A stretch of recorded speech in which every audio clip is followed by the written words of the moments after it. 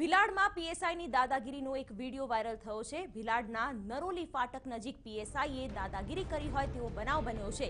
દુકાનદાર અને ગ્રાહકો સાથે દંડાવાળી પણ કરી। ત્યારે એનઆર મકવાણાનો વિડીયો વાયરલ થયો છે। પીડિત દુકાનદારે પીએસઆઈ વિરુદ્ધ ફરિયાદ પણ નોંધાવી છે। પીડિત દુકાનદારે જિલ્લા પોલીસ વડાને લેખિતમાં ફરિયાદ કરી છે।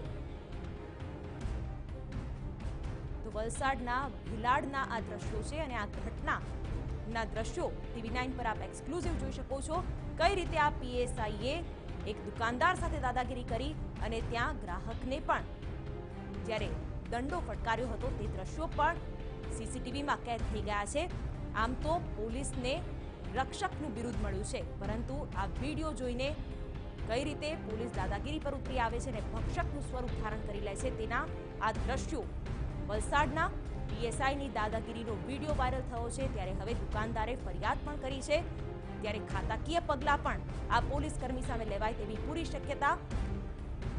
ભિલાડના નરોલી ફાટક પાસે આવેલી દુકાનના આ સીસીટીવી દ્રશ્યો છે, જેમાં ખાકી વર્દીધારી આ પીએસઆઈની દાદાગીરી ના દ્રશ્યો કેદ થઈ ગયા છે અને હવે આ સીસીટીવીના આધારે જ તેની સામે કડક કાર્યવાહી થાય તેવી પણ માંગ ઉઠી છે।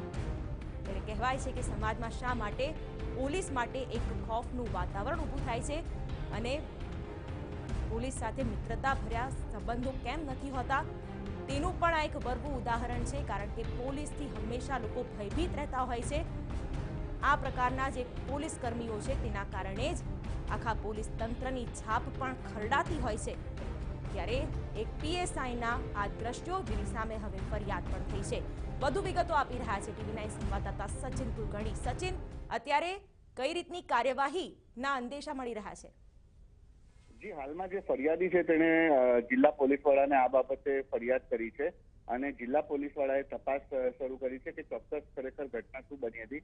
પરંતુ એક વાત સ્પષ્ટ છે કે સીસીટીવીમાં દેખાઈ રહ્યું છે જે રીતે પીએસઆઈ દંડાવાળી કરતો હતો, બીજા પોલીસ કર્મચારીઓ ગાળો ભાંડી રહ્યા હતા અને રીતસર જે ગલ્લાવાલો હતો, પાનના ગલ્લાવાલો, તેને દબડાવવામાં આવી રહ્યો હતો, માર મારવામાં આવી રહ્યો હતો। એક ગંભીર બાબત કહી શકાય, કારણ કે જ્યારે રખેવાળા આ રીતે જો કૃત્ય કરતા હોય તો એ ખૂબ નિંદનીય બાબત કઈ સામે આવી છે।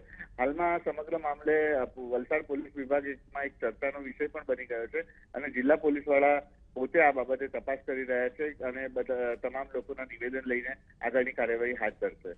બિલકુલ સચિન।